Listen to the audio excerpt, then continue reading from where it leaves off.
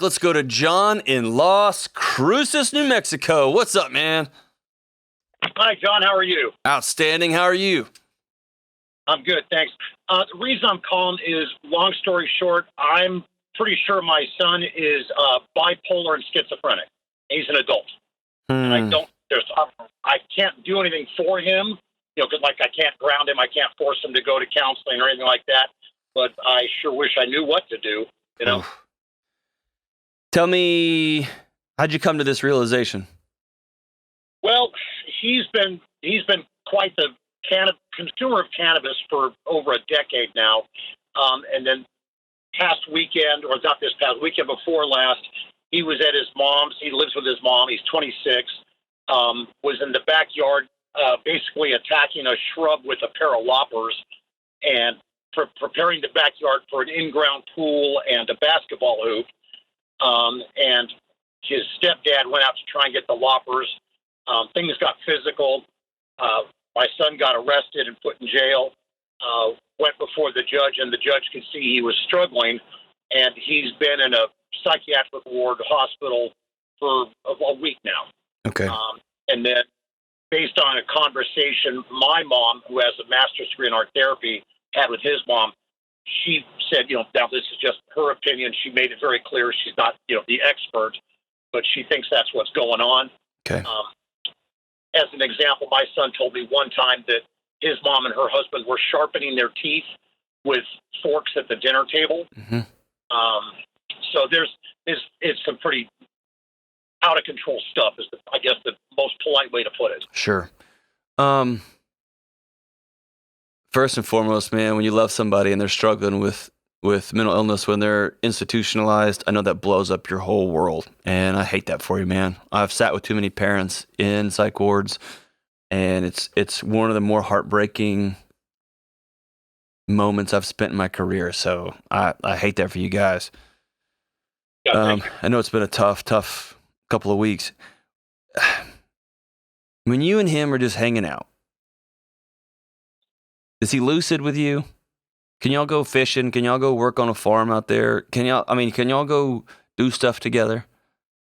Well, it's been a long time since we've hung out. How come? I'm in the transportation business. Okay. I drive cross country. Yep. And, he's up in a different city with his mom. And there have been times when I've gone through his town, and I'm like, hey, I'm coming through. And, for over a year now, he hasn't had a car because it got hit by lightning and COVID and all that stuff. And then there were times where he would just kind of blow me off, or couldn't make it happen. So we haven't had a quality connect time for a while now. And let me back up. About 5 years ago, he was smoking spice. Mm-hmm. And I threw a red flag at that. And right away, I got hit with, oh, no, I've done my research. And, I'm driving, I'm on the phone. I said, okay. Like I said a minute ago, what am I going to do? Ground him? Yeah. And about a week or two, whatever later, he wound up in a psych ward because he cooked his brain. Yeah. They held him there for 3 days. They let him go. As I understand it, he was supposed to go to counseling. He didn't, or he went once, then blew it off. Okay. So, Are you still in contact with his mom? Yes, sir. Well, she only calls me if there's an emergency. Okay. Yeah. So this is an emergency. So here's a couple of things. First, I don't. Anytime somebody says they got diagnosed bipolar and schizophrenic, I don't think so, goes up. My flag goes up there. I don't put a lot of stock into that dual diagnosis. And so usually it's somehow how you just mentioned it. It's some sort of armchair, somebody that has Googled it or has enough, something like this, or a small town. I just don't hear a lot of people in the literature. I don't hear a lot of full-time professional diagnosticians giving that comorbid diagnosis. Okay, that dual diagnosis. Okay. So what I would do is wait till if I'm you, I'd get in a car and go meet with the doctors myself. and I would call my ex-wife or his mom or whatever relationship you have to her, and y'all got to come up with some sort of plan. You're right. Smoking weed, it usually is a. Did y'all have a pretty tumultuous childhood there? I don't think that he did. I mean, his mom and I split when he was 4 or 5. Okay, so yes, he did have a tumultuous childhood. He did. But you may not feel that he did, but he did. Okay. So whatever it looks like as he ages out and gets older, smoking weed is doesn't make me lose my hair. I will throw every red flag I've got on smoking spice for that very reason. I've seen students lose everything over that deal. They just, like you perfect words, it cooks their brain, right?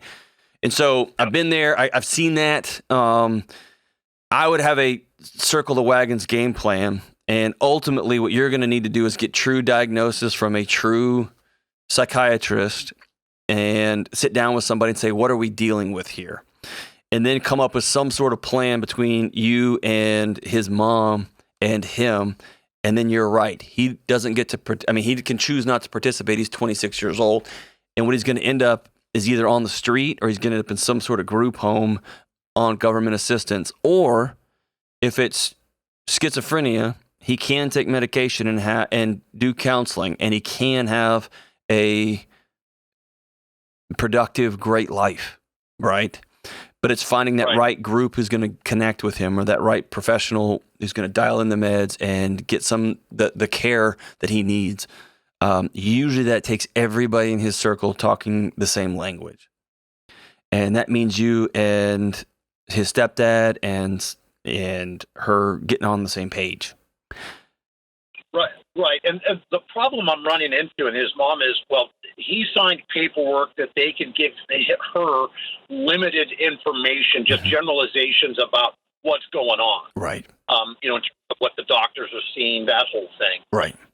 He's still in denial about what happened and why he's there. Sure.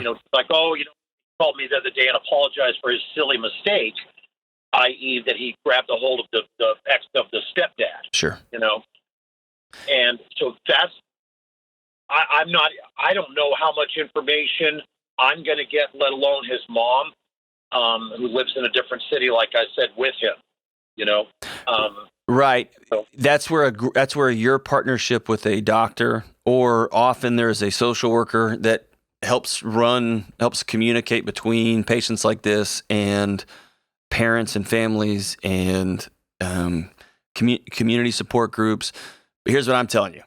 If I'm you, I'm on the phone with every single person I can. I would take off of work if at all possible, or try to route myself through this community. The way forward is everybody being on the same page and everybody being connected. And sometimes having divorced parents in a room with somebody who's struggling is what's going on here? And a doctor telling everybody the same thing. And again, he's 26. And it may be a heartbreaking, just can hardly breathe through my own tears situation where he's just going to not let anybody have access to anything at any time. I've just seen persistence and continued care and in-person contact do worlds of wonder. And I've also sat with parents outside of psychiatric wards or in my office and have to explain to them, I know you're paying for college. I know the psych visit is on your insurance, but your kid is signed away where they will not talk to you. They think you are part of the problem. And man, there are a few more awkward conversations, but I've had those. They're hard, right? That could happen to you. What I want there to be is a record of me going to the ends of the earth to try to get the right information, get everybody on the same page. Okay?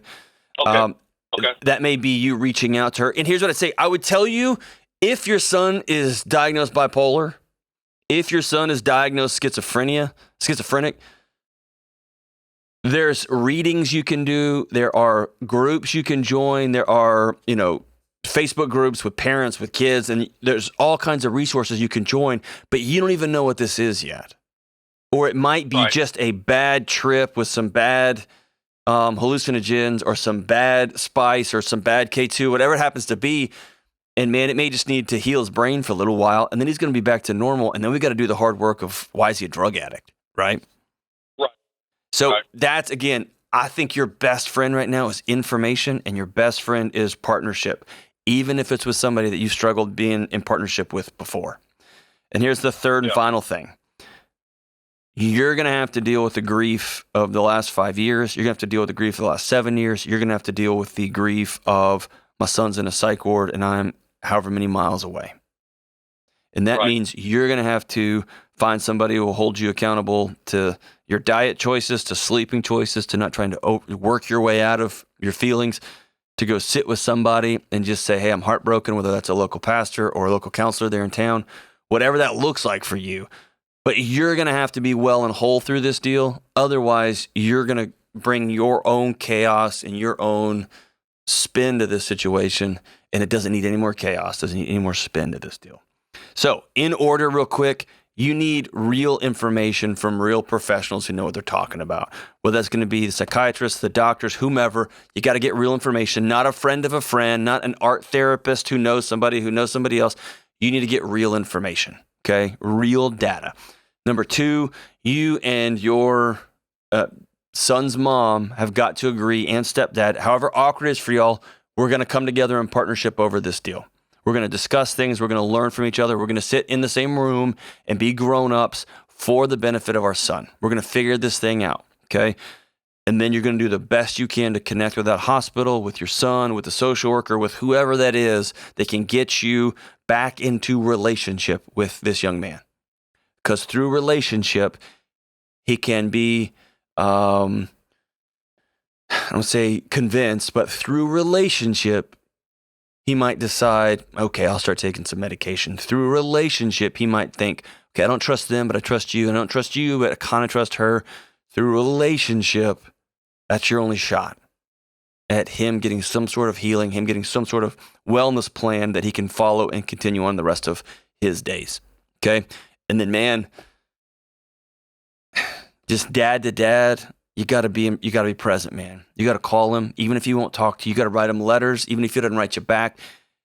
Every time you can, route through that town. And if he says, yeah, I'll meet you, and he doesn't show up, that's on him, not you. And it will be heartbreaking. It'll be hard. Man, John, that's your son. Keep showing up and keep showing up and keep showing up. Okay? I know it's hard. I know it's heartbreaking every time. Keep showing up. Man, thanks for that call.